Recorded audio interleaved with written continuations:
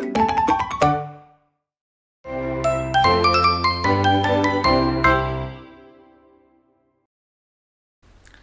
semuanya, para viewers dari podcast hari ini. Perkenalkan saya Abim yang akan menjadi moderator podcast hari ini dari mulainya acara hingga penghujung acara. Dengan bertemakan mengenal lebih dalam Kabinet Arta Sakti. Untuk pada podcast hari ini, kita akan menanyakan pertanyaan kepada Kang Tete yang menjabat sebagai Ketua Umum, Sekretaris Umum, dan Bendahara Umum. Boleh Kang Tete untuk memperkenalkan terlebih dahulu? Oke, perkenalkan nama saya Andrian Gaditi Hamdani di Lembaga Eksekutif Mahasiswa Fakultas Ekonomi Bisnis Universitas Pasundan periode 2024-2025. Di sini saya diamanahi sebagai Ketua Umum. Mangga kepada Sekum. Oke, halo teman-teman semua. Perkenalkan, saya Cindy Putri Zulfikar di LM FEB Unpas periode 2024-2025 ini. Saya menjabat sebagai Sekretaris Umum yang diamanahi oleh Tum Radit. Nah, ini ada bendum saya juga. Perkenalkan, nama saya Azra Sabrina Ulia. Di LEM periode sekarang, saya menjabat sebagai Bendahara Umum. Oke, untuk acara selanjutnya yaitu untuk menanyakan pertanyaan-pertanyaan kepada Kang Tete yang di samping saya. Menurut Kang Tete nih, apa sih organisasi itu? Oke, menurut saya nih ya, ketika memang membicarakan tentang organisasi itu kita analogikan sebagai wadah, mungkin ya, wadah untuk para sekelompok atau sekelompok orang 2 atau lebih, yang dimana dari kelompok tersebut mempunyai tujuan atau capaian yang ingin dibawa untuk organisasi tersebut. Nah, apa sih yang membedakan organisasi dengan komunitas? Kalau tadi yang bisa saya jabarkan ya 11-12 mungkin ya antara organisasi dan komunitas. Tapi selebihnya ada yang membedakan antara organisasi dan komunitas tersebut. Nah, ketika memang berbicara tentang organisasi yang membedakannya, organisasi itu mempunyai ADART atau aturan-aturan yang memang arah gerak atau garis besar haluannya tentang organisasi tersebut tertuang dan disepakati oleh semua kelompok organisasi tersebut. Itu kalau berbicara tentang organisasi. Hanya kalau komunitas sendiri sih lebih ke tujuan bersama-sama saja gitu, nggak ada yang menyangkut tentang ADRT apa, PDPRT apa, GBHPK apa. Nah, itulah yang membedakan antara adanya organisasi dengan komunitas itu. Kalau menurut saya sih seperti itu. Ada yang mau nambahin? Oke, mungkin kalau menurut saya organisasi sendiri itu secara generalnya memang satu atau lebih orang gitu dalam berbentuk kelompok yang memiliki tujuan gitu. Kenapa memiliki tujuan? Karena mungkin jika tidak memiliki arah belum bisa disebut sebagai organisasi gitu. Namun buat saya sendiri organisasi merupakan wadah untuk berkembang gitu. Mungkin organisasi memiliki arti berbeda ya untuk masing-masing individu. Tapi buat saya memang organisasi wadah untuk berkembang, tempat kita untuk mengeksplor apa kemampuan kita gitu. Itu dapat didapat melalui organisasi. Mungkin seperti itu. Gimana, Dum? Oke, kalau menurut aku sih benar ya tadi kata ketum saya, sekum saya gitu. Organisasi itu sekelompok orang yang saling bekerja sama untuk mencapai tujuan gitu. Lalu dengan aturan, terus pembagian tugasnya tuh dengan jelas kayak gitu. Dengan jawaban Akang Tete yang seperti tadi, menurut Akang Tete di samping saya, penting gak sih berorganisasi? Oke, kalau menurut saya yang telah ya kurang lebih 3 tahun berorganisasi ya, saya merasakan pentingnya berorganisasi karena awal-awal saya ingin ikut berorganisasi. Ya, awal saya masuk himpunan ya, himpunan mahasiswa manajemen sebelum saya sekarang menjabat di LEM. Saya awal-awal ingin masuk organisasi gara-gara ingin mempunyai relasi atau mempunyai teman, hanya atau itu saja. Tapi ketika memang saya sudah masuk, saya sudah aktif di himpunan saya dan saya sekarang di LEM, saya merasakan banyaknya manfaat-manfaat yang ada di organisasi itu. Mulai dari saya dapat relasi sudah jelas, entah itu dari teman-teman seangkatan atau teman-teman jurusan, entah itu angkatan bawah, angkatan atas, terus juga jurusan-jurusan lain pun saya jadi kenal-kenal. Nah, selain dari relasi itu juga saya mendapat terutama soft skill ya yang tidak dapat di eh, mata kuliah atau teori yang ada di akademik. Contoh saya jadi ya public speaking, saya terlatih, saya juga bisa bekerja sama dengan orang banyak. Terus juga di sini saya juga bisa menempatkan posisi saya ketika saya memang ada di beberapa situasi. Nah itu sih yang memang saya rasa pentingnya dalam berorganisasi. Saya jadi mendapat banyak hal positif gitu kalau menurut saya ya. Nah kalau ini ada tanggapan nggak? Boleh dong. Enggak. Oke, mungkin menurut saya penting atau enggak sih organisasi? Bagi saya pribadi penting. Kenapa penting? Mungkin sama saya juga sudah berorganisasi mungkin sejak kurang lebih sejak saya SMA gitu, dan saya pun merasakan benefitnya sendiri. Banyaklah yang saya peroleh gitu ya dari selama berorganisasi. Yang pertama itu yang pasti mengupgrade soft skill, hard skill gitu. Mungkin yang teman-teman ketahui ketika masuk organisasi itu akan mendapatkan soft skill dan hard skill gitu ya.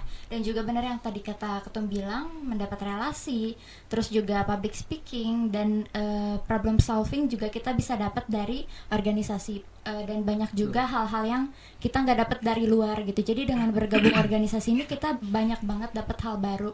Kenapa organisasi itu penting? Karena banyak hal yang nggak kita dapat di luar sana gitu. Jadi organisasi penting sih buat aku. Oke, kalau menurut aku sih penting ya, apalagi saya sendiri udah sama kayak Ketum gitu ya, 3 tahun terjun di dalam dunia perorganisasian di kuliah kita gitu. Kenapa penting? Soalnya kerasa gitu sama saya tuh gimana sih cara memanage waktu yang benar gitu. Apalagi kan sambil kerja, belum tugas kuliah banyak, terus sambil ngerjain yang di organisasi gitu. Terus selain bisa manage waktu tuh, itu tuh penting buat pengembangan diri kita gitu, entah itu soft skill tadi yang dibilang sama Skum, terus public speaking, terus gimana caranya kita juga bisa problem solving kayak gitu. Jadi jawaban dari Akang Tete yang di samping saya itu mengenai public speaking dan problem solving dan lain-lainnya. Mungkin kita lanjut saja ke pertanyaan selanjutnya ya. Apa peran organisasi bagi mahasiswa? Oke, terkait peran organisasi bagi mahasiswa, sebenarnya jawabannya udah ada juga ya yang tadi. Karena dalam organisasi pun, nah saya sebenarnya mau berbicara tentang mindset lah ya mahasiswa yang tidak berorganisasi, yang atau yang masih bingung gitu ketika ingin memang mau menginjak atau mengikuti organisasi. Banyak yang bilang bahwa ketika masuk organisasi himpunan atau lembaga nanti kuliahnya bakal susah atau kuliahnya bakal keganggu. Nah sebenarnya itu yang saya rasakan gitu ya, itu lebih ke gimana dari kitanya sendiri ketika kita tadi yang dibicarakan Bendung bisa memanage waktu, dan kita pun tidak, yang terpenting tidak males sih, karena beberapa dari anak lembaga atau organisasi pun banyak kok yang sampai cum laude, yang sampai IPK-nya 4. Saya pun di sini yang menjabat sebagai ketum juga, Skum Bendung saya juga IPK-nya enggak yang sampai 2 ke bawah, saya pun masih 3 di atas gitu. Jadi terkait mindset mahasiswa yang kalau organisasi itu tidak mengganggu, nggak berguna, itu mah lebih ke dibalikin lagi sih, dibalikin lagi ke mahasiswanya masing-masing. Banyak kok mahasiswa yang tidak berorganisasi tapi dari dirinya malas juga sama akademiknya juga molor-molor juga gitu. Jadi itu mah lebih ke pribadi masing-masing sih itu. Ada lagi nggak tambahan? Sudah sih kalau Jadi kesimpulan dari jawabannya berarti penting ya, karena tidak akan mengganggu daripada akademik mahasiswa tersebut. Oke, kita lanjut saja ya. Apa tujuan dan manfaat berorganisasi? Nah, berbicara tujuan dan manfaat. Sok, ada yang mau?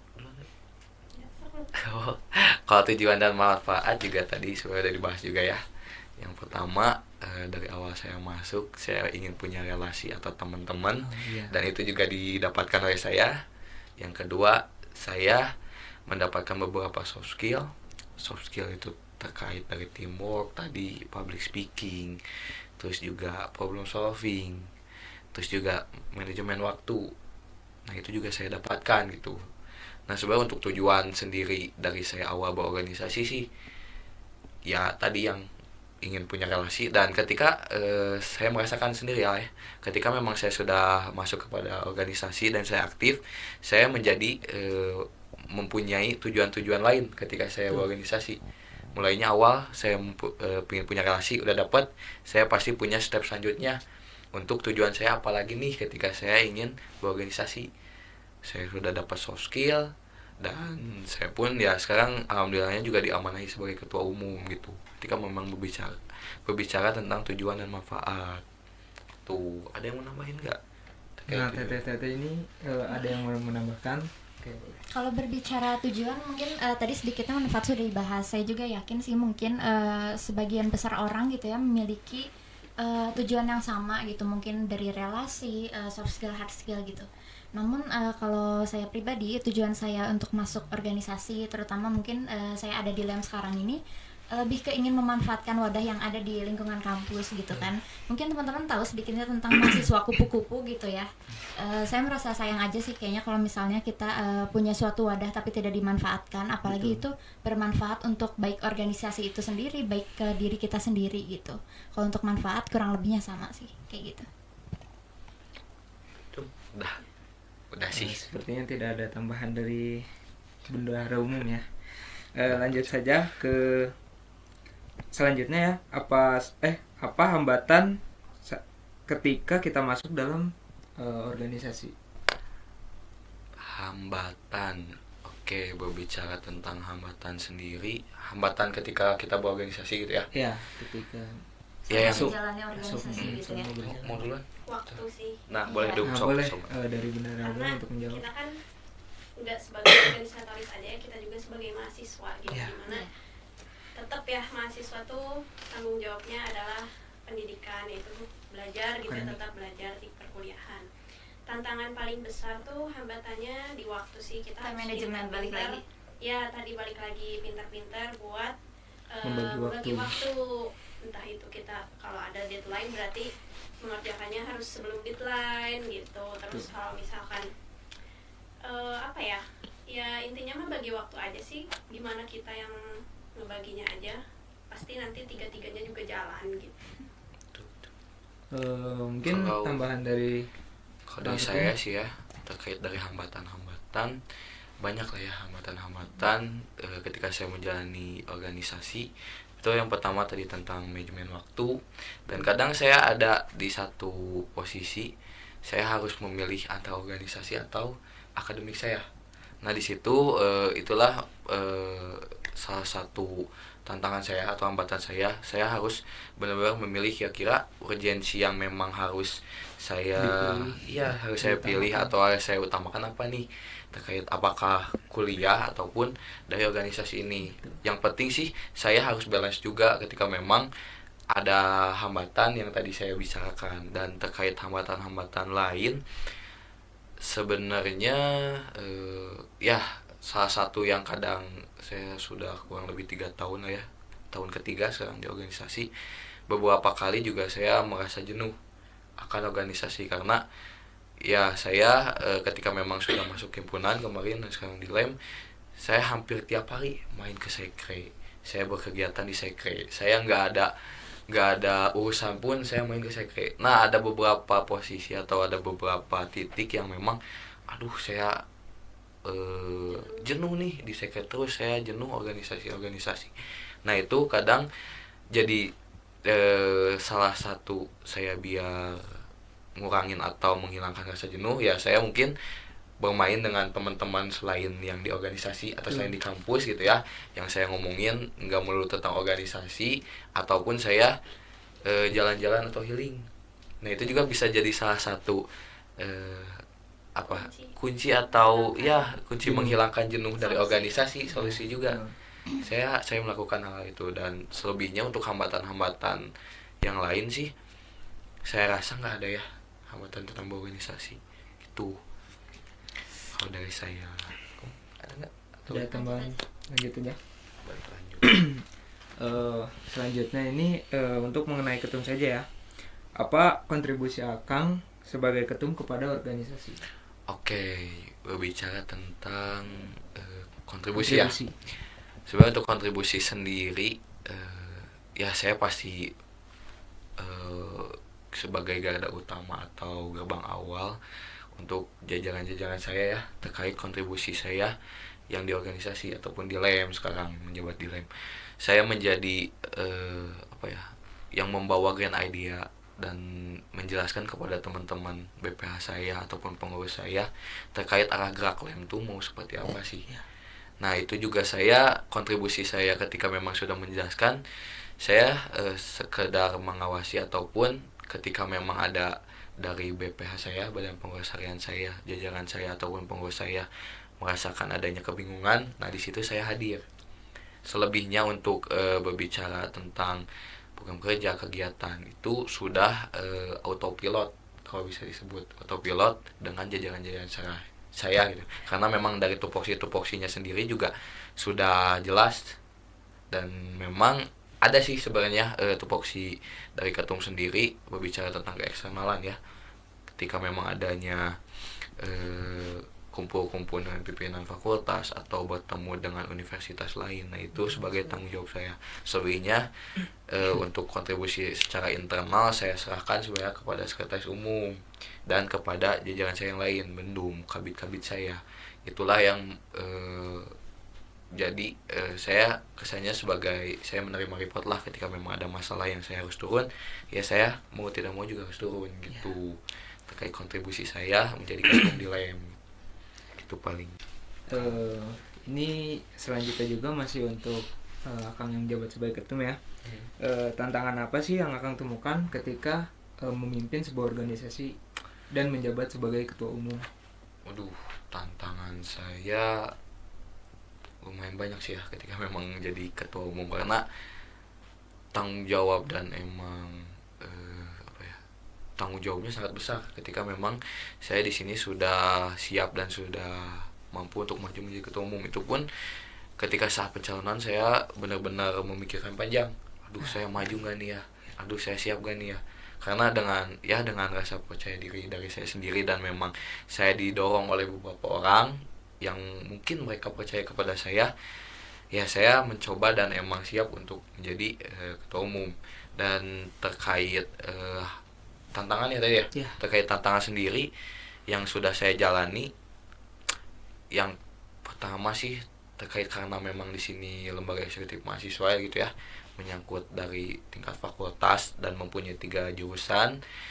Kita juga sebelumnya mempunyai kulturnya masing-masing. Ada kultur manajemen seperti apa, kultur akuntansi seperti apa, kultur ekonomi pembangunan seperti apa. Nah saya tidak mau harus menyelaraskan dari 3 pemikiran ini, dan saya harus membuat kultur fakultas sendiri.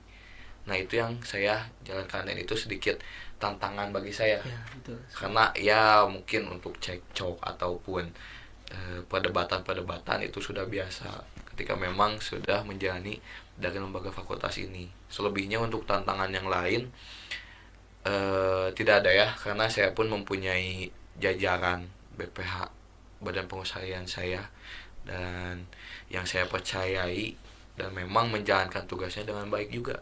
Makanya saya sangat amat terbantu dengan BPH saya. Wah, saya nggak tahu bakal kayak gimana kalau emang nggak ada BPH saya. Saya pun alhamdulillahnya hingga sekarang kurang lebih udah 6 bulan ya. Kurang lebih udah sampai 6 bulan.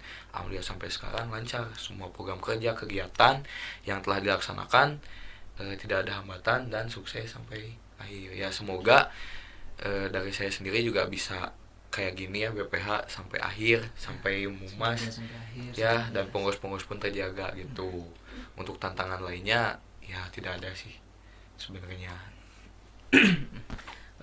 Pertanyaan selanjutnya itu udah tidak untuk ketum lagi ya. Akang Teteh udah untuk boleh menjawab.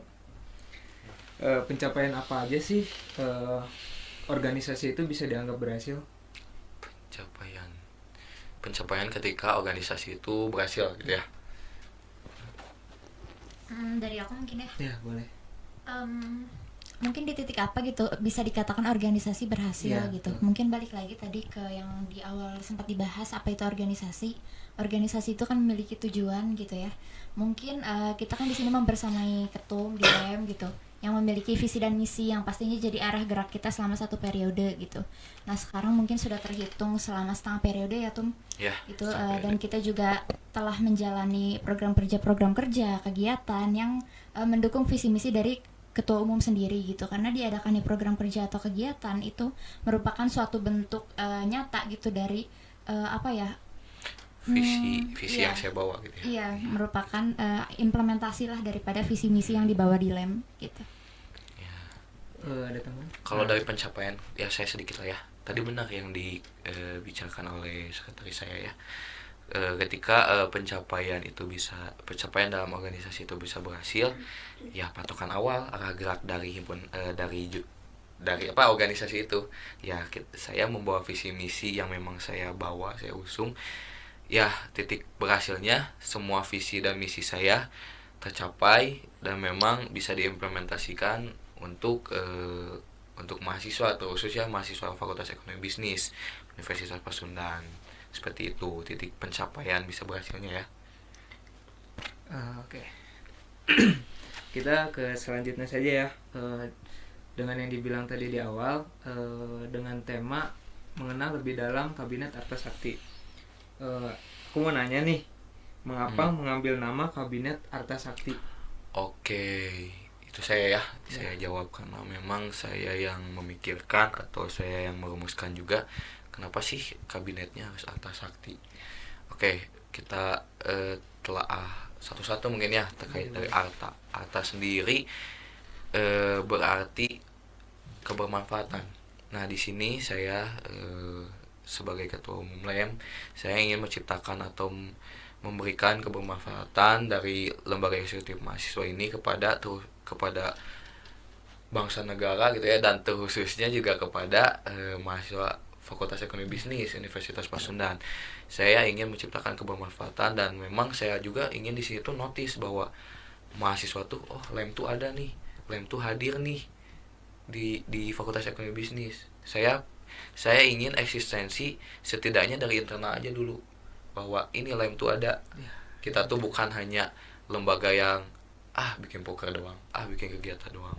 Karena terkait dari LEM sendiri juga, atau lembaga gitu ya, lembaga eksekutif mahasiswa ini juga bukan hanya lembaga IO gitu. Kita juga menjalani atau mempunyai tugas dan wewenang yang lain gitu ya, terkait adanya advokasi atau pemasaran dari mahasiswa. Kita juga di sini siap hadir gitu untuk mempunyai solusi, dan kita pun merespon dari segala kebingungan mahasiswa terkhusus Fakultas Ekonomi Bisnis Universitas Pasundan. Nah, selanjutnya ada di kata sakti. Nah, sakti di sini berartikan kekuatan. Kenapa saya memilih kata sakti atau kekuatan? Karena sebelum kita memberikan manfaat kepada mahasiswa Fakultas Ekonomi Bisnis gitu ya, terkhusus Universitas Pasundan, di sini saya ingin menciptakan dulu kekuatan dari segi internal dulu. Dari segi internal, terutama dari saya dulu, dari sendiri, dari BPH saya, jajaran saya, dari internal saya seluruh pengurus, dan saya pun di sini juga ingin menyatukan kekuatan dari KMFEB ini sendiri, adanya legislatifnya BPM LKM, adanya himpunan-himpunan juga. Nah, saya ingin menciptakan kekuatan itu, dan saya pun ingin menciptakan kekuatan untuk eksternal juga, kepada bangsa dan negara atau kepada kampus-kampus lain. Nah, saya pun ingin mempunyai kenapa saya membawa tentang sakti ini kekuatan, ya saya ingin kekuatan dari secara internal dan eksternal itu gitu. Jadi saya ingin memberikan kebermanfaatan dari Arta ini dan sakti ini juga sebagai kekuatannya. Nah, paling menyinggung terkait dari, nah di sini juga teman-teman bisa lihat ada logo gitu ya, logo dari Arta Sakti.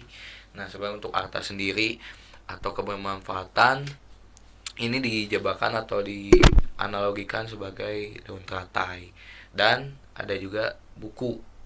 Nah, buku juga di sini sebagai kebermanfaatan juga. Dan kenapa saya memasuki atau adanya elemen buku ini, karena mau bagaimanapun kita di sini berorganisasi di lingkup akademik, di lingkup universitas. Saya memasukkan buku dan ternyata sebagai kebermanfaatan dan kekuatan atau sakti atau kekuatannya ada pada elemen api. Nah, api di sini kan mendefinisikan tentang kekuatan yang membara lah, seperti itu. Nah, itu kira-kira pembahasan tentang kenapa sih saya bawa arta sakti, kenapa sih saya bawa elemen-elemen buku, teratai, dan api. Nah, itu sih pembahasan tentang kabinet arta sakti itu. Kita lanjut saja ke pertanyaan yang terakhir. Apa keinginan Akang dan Teteh yang akan dicapai dalam periode 2024 dan 2025 ini sebagai ring satu? Boleh kalian dulu lah. Apa? Ya mungkin dari saya yang ingin saya capai gitu ya, mungkin dari awal saya menjabat sebagai ring 1, khususnya sebagai sekretaris umum yang mana merupakan jajarannya ketum gitu ya, sebagai BPH di LEM. Saya memiliki keinginan dari awal sih untuk dapat mempertahankan maupun dari internal. Yang pasti saya banyak berharap di internal dulu ya gitu, bisa bareng-bareng sampai akhir lah gitu, terutama untuk jajaran saya ya gitu. Saya berharap besar gitu kita berdelapan gitu dapat bertahan sampai akhir gitu. Dan juga untuk pengurus-pengurus saya gitu yang sangat saya cintai gitu, semoga kita semua dapat membersamai ketum lah selama 1 periode ini sampai akhir gitu. Dan juga mungkin gak lupa akan arah gerak dan tujuan kita gitu, kita sama-sama mencapai visi dan misi dan juga tujuan kita gitu yang udah kita bentuk dari awal secara bersama-sama gitu. Oke, kalau dari saya pencapaian apa tadi pencapaian Keinginan Akang yang akan dicapai dalam periode 2024 2025. Oke, keinginan atau pencapaian yang ingin saya dapat gitu ya. Iya. Tertuang dari visi saya sih ya, terwujudnya lembaga eksekutif mahasiswa sebagai inisiator profesionalitas, sinergitas, dan responsif dengan menjunjung tinggi peran dan fungsi mahasiswa. Nah, itu salah satu pencapaian atau titik ketika saya berhasil dalam menjalankan roda organisasi ini dari mahasiswa, dari internal ataupun eksternal, mahasiswa Fakultas Ekonomi Bisnis Universitas Pasundan merasakan adanya dari LEM ini sendiri, keterhadiran LEM ini sendiri. Dan LEM ini tuh ya, kalau berbicara saya melihat pribadi atau ya pribadi dari mahasiswa Fakultas Ekonomi Bisnis Universitas Pasundan ya, saya melihatnya mereka sedikit acuh tak acuh berorganisasi, dan kesannya dari kurang lebih hampir setengahnya mungkin mereka mempunyai pribadi yang saya mau fokus akademik dan tidak mengenal di kita tuh ada LEM, di kita tuh ada himpunan ya. Nah, saya ingin merubah atau melihatkan bahwa ini kita di sini hadir, LEM ini hadir, LEM itu ada setidaknya di lingkup internal lah terlebih dahulu di FEB ini sendiri gitu. Nah, selanjutnya ketika memang itu tujuan utama saya, dan selebihnya sih saya dengan visi dan misi saya yang ada, saya ingin semuanya juga tercapai, karena itulah titik saya kenapa ingin menjabat sebagai ketum ya, dari visi ini dan misi yang saya buat gitu. Dari Benung cukup. Oke, tadi bisa dibilang pertanyaan terakhir daripada untuk Akang Teteh ring 1 ini yang menjabat sebagai ketum Sukum dan Bendung. Selanjutnya ada pertanyaan untuk setiap bidangnya. Jadi di LEM itu ada 5 bidang. Ini boleh dijawab dari Akang Teteh di samping saya yang mengerti dari bidang tersebut. Nah, pertama nih ada bidang 1 yaitu akademik. Apakah bidang akademik memiliki peran penting dalam keberlangsungan mahasiswa aktif dalam mata kuliah? Apa tadi? Diulang ya. Apakah bidang akademik memiliki peran penting dalam keberlangsungan mahasiswa aktif dalam mata kuliah? Oke, berbicara bidang akademik yang ada di LEM terkait akademik mahasiswa ya, Fakultas Ekonomi Bisnis. Saya rasa bidang akademik ini sangat penting ya kehadirannya, karena ada beberapa mahasiswa yang harus dibantu atau harus harus dibantu lah ya, harus dibantu terkait akademiknya, entah itu tentang nilainya, terkendala masalah terkendala pembayaran. ya pembayaran itu juga bisa, terus juga terkendala perihal dosen. Nah itu kita di sini mempunyai bidang akademik yang mengurusi soal itu. Jadi kita di sini sebagai penyambung lidah antara mahasiswa Fakultas Ekonomi Bisnis dengan pihak terkait, entah itu fakultas, entah itu dosen, entah itu dari pihak yang tadi DPP, pihak pembayaran. Nah itu juga kita di sini dari bidang akademik sendiri mengurusi soal itu. Jadi ketika memang tidak adanya bidang akademik, mahasiswa dari FEB ini sendiri akan kebingungan terkait ketika memang dia mempunyai masalah-masalah akademik. Aduh, saya jadi ini harus ke siapa nih? Jadi jalan atau alurnya harus bagaimana sih? Nah ini salah satu fungsi atau tugas dari bidang akademik sendiri itu untuk soal penting atau tidaknya. Jadi penting menurut saya adanya bidang akademik gitu. Dari Bendum ada tambahan? Cukup. Selanjutnya kita lanjut saja ke pertanyaan ke bidang 2 yaitu PAO. Bidang PAO itu apa sih, Akang Teteh? PAO. Nah, ini kebetulan ya saat saya ada di himpunan dari Benum saya sendiri menjadi kepala bidang internal PAO yang sebenarnya sih di himpunan PSDMO ya, cuman secara tidak langsung untuk cara tugas dia tupoksi fungsi wewenangnya sama. Boleh mungkin Dum sedikit menjelaskan terkait apa sih PAO itu? Oke, PAO sendiri itu adalah singkatan dari pengembangan aparatur organisasi. Kenapa sih PAO itu penting gitu di dalam suatu organisasi? Karena PAO ini kan ngurusnya individual SDM ya, dimana PAO ini menjaga internal organisasi gitu. Jadi kenapa SDM itu penting gitu dalam organisasi. Lalu di PAO itu ada punya proker juga, program kerja. Kalau di LEM itu punya raker dan PKKMB. Lalu kalau kegiatannya itu ada upgrading dan kaderisasi. Kalau upgrading itu untuk internal LEM aja gitu, apa sasarannya. Kalau untuk kaderisasi itu kader-kader dari HMPS itu biasanya mengikuti tahap selanjutnya gitu yang diselenggarakan oleh lembaga eksekutif mahasiswa kayak gitu. Ini mau langsung lanjut, ada pertanyaan lagi bidang 3 ya? Bidang ya sampai bidang. Kalau saya mau nambahin sedikit lah ya soal bidang 2 PAO ini, pengembangan aparatur organisasi. Sebenarnya untuk pengembangan aparatur organisasi ini bidang yang cukup sentral gitu untuk membantu saya menjalankan LEM sama satu periode. Selain adanya sekum yang mengurusi perihal keinternal, jalur koordinasinya ada pada bidang 2 PAO ini. Karena PAO ini mengurusi seluruh atau terintikan kepada internal dari LEM ini sendiri terkait adanya permasalahan-permasalahan tentang pengurus, adanya kebutuhan-kebutuhan pengurus. Nah ini harus diberikan atau dijalankan oleh PAO ini. Jadi ketika memang PAO ini mati atau tidak ada, saya bisa jamin bahwa LEM ini juga akan buyar gitu. LEM ini juga akan susah karena ya kalau bisa dianalogikan sebagai jantung ya, PAO ini juga sebagai jantung dari LEM ini sendiri. Jadi semua terkait keinternal, entah itu pengurus, BPH gitu ya, ada sangkutnya dengan PAO ini, pengembangan aparatur organisasi itu.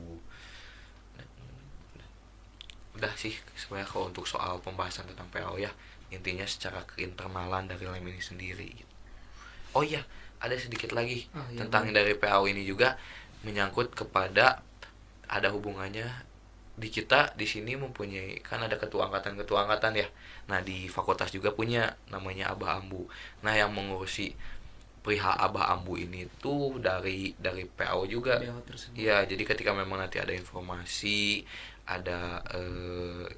tentang fakultas, tentang LEM ataupun informasi apapun gitu ya yang harus disebarkan kepada mahasiswa. Nah, di sini PAO juga bertugas untuk menjalin komunikasi atau jalur koordinasinya kepada Abah Ambu, yang nanti Abah Ambu ini akan memberikan informasi kepada mahasiswanya. Ya, nanti juga ada ketika memang mahasiswa bingung, aduh saya mempunyai masalah atau saya ingin ada yang dicapai gitu ya yang menyangkut tentang lem. Nah ini aba ambu juga bisa sebagai penyambung lidah kepada lem juga gitu. Saya menanamkan kepada aba ambu untuk menjadi aba ambu yang aktif. Jangan sampai aba ambu ini tuh hanya sekedar ya udahlah penyebar informasi. Karena di sini pun bagaimanapun aba ambu ini kan sudah dipercaya ya oleh mahasiswa angkatannya. Jadi mau gimana pun dari aba ambu ini harus menjalankan tugasnya dengan baik gitu. Jangan sampai ya kasarnya apa ya menjadi aba ambu yang NPC gitu. Aba ambu yang cuma sekedar aba ambu lah itu. Nah itu sih terkait dari fungsi atau kenapa saya mengadakan bidang PAO ini. Oke, itu mungkin jawaban dari bidang 1 akademik dan bidang 2 PAO ya. Selanjutnya kita lanjut ke bidang 3 yaitu minat dan bakat. Apa peran minat dan bakat keagamaan ini sih buat lem? Oke, minat bakat dan keagamaan. Nah ini juga ada lagi Kang. Sebenarnya ketika memang kemarin di himpunan dari Teh Cindy sendiri di sini menjadi bagian dari bidang minat bakat dan keagamaan yang memang tupoksi atau adanya minat bakat dan keagamaan ini nggak jauh beda lah antara di lem dan di himpunan. Nah mungkin dari Teh Cindy sendiri bisa menjelaskan sedikit tentang minat bakat dan keagamaan ini apa? Oke, jadi mungkin kita dulu satu bidang ya, Ya sempat. betul. Walaupun kita Satu beda bidang. angkatan Ini ya. beda. Beda angkatan tapi kita satu bidang, jadi mungkin agak lebih tahu mengenai bidang 3 ini lebih dalam mungkin ya. Untuk mungkin tadi berbicara mengenai akademik ya kalau bidang 1. Nah, bidang 3 ini lebih ke non akademik gitu, seperti apa ya, mungkin kalau di lem sendiri dari program kerja dan kegiatan, program kerjanya itu ada ekonomi cup kemarin sudah terlaksana gitu mengenai non akademik daripada mahasiswa gitu. Jadi bidang 3 ini menampung mengenai non akademik mahasiswa yang memiliki minat dan memiliki bakat gitu. Kita tuh menjadi wadah di bidang 3 gitu di lem. Jadi seperti itu ya mengenai non akademik. Nah itu penjelasan dari minat bakatnya doang. Iya. Dari keagamaannya gimana Teh? Oke, kalau dari saya sendiri ya memberikan sedikit pandangan. Ada kegiatan gitu Iya. mengenai mungkin di bidang 3 ini kan seperti yang tadi saya bilang ada program kerja, ada kegiatan gitu. Nah, di bidang 3 akademik ini sebagai wadah kita menyalurkan non akademik ini ada melalui kegiatan. Mungkin kalau minat bakatnya seperti ada jamming session, Iya, ada betul. olahraga Betul, bersama gitu bagi teman-teman yang suka olahraga, suka nyanyi gitu. Dan untuk keagamaan sendiri kita ada seperti bakti sosial ya Tum. Ya, bakti Kita sosial. mengadakan bakti sosial itu dilaksanakan pada saat bulan Ramadan gitu. Jadi kita merupakan wadah di bidang non akademik yang alhamdulillah sudah terlaksana setengahnya mungkin ya, seperti jamming session, economic cup gitu. Dan nanti mungkin di akhir kita akan Adanya mengadakan juga festival. kajian keagamaan juga Betul. kayak gitu. Nah kalau sedikit pandangan saya terkait minat bakat dan keagamaan gitu ya. Ini salah satu bentuk implementasi saya dari misi ya. Misi juga di situ saya ingin mewujudkan mahasiswa Fakultas Ekonomi Bisnis dari segi non akademik juga gitu ya. Nah ini salah satu implementasinya adanya bidang 3 minat bakat dan keagamaan. Tadi yang sudah dijelaskan ya tentang program kerja kegiatan oleh sakum saya, dan posisi minat bakat keagamaannya juga menjadi wadah dari segala atlet ya, atlet ataupun dari segala apa ya, ada teman-teman mahasiswa Fakultas Ekonomi Bisnis yang mempunyai bakat gitu ya. Nah kita di sini mewadah yang pertama tadi adanya ekonomi cup, terus juga nanti ketika ada yang suka musik nanti ada ekonomi festival. FS gitu. Dan selain itu juga, selain terhadap program kerja atau kegiatan, di sini juga saya ingin memfasilitasi beberapa atlet yang ada di mahasiswa Fakultas Ekonomi Bisnis gitu ya, yang di-PJ-kan langsung kepada kepala bidangnya yaitu Kang Jack. Ketika memang adanya lomba-lomba pilihan non akademik, entah itu seperti futsal ataupun olahraga lain ya, badminton, tenis meja, catur ataupun apapun, saya mempejakan untuk mahasiswa kita harus terakomodir. Dan di sini lem harus hadir membersamai dari atlet-atlet ini. Jadi kasarnya lem ini sebagai manajer lah. Jadi kita harus sebagai manajernya, nanti dari atlet-atletnya sendiri tinggal ikut lombanya, tinggal mainnya. Nah itu juga salah satu bentuk eksistensi saya agar lem ini juga hadir. Jadi nggak perlu tentang akademik.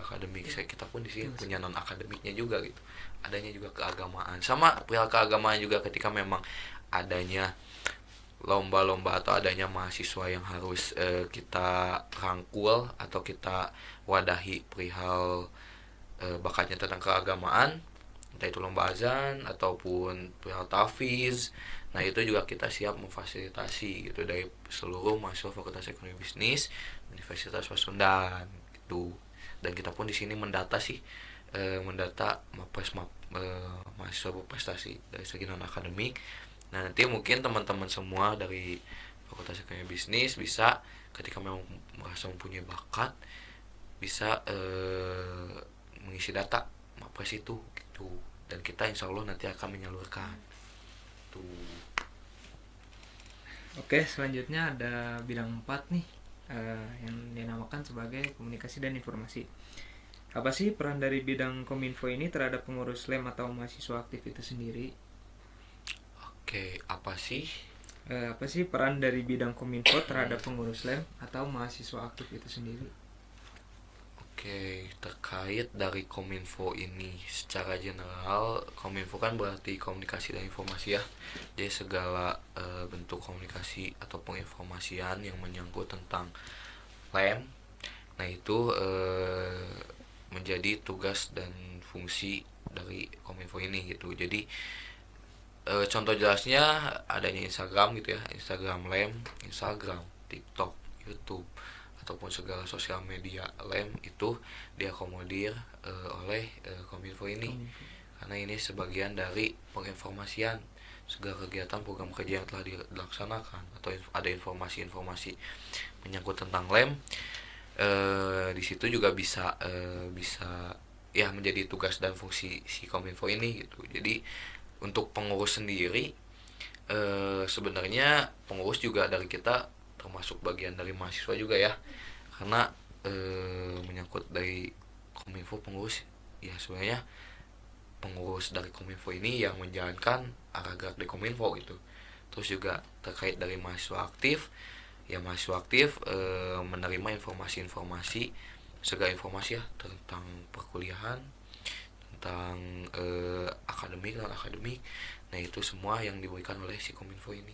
Jadi Kominfo ini juga salah satu bidang yang sentral.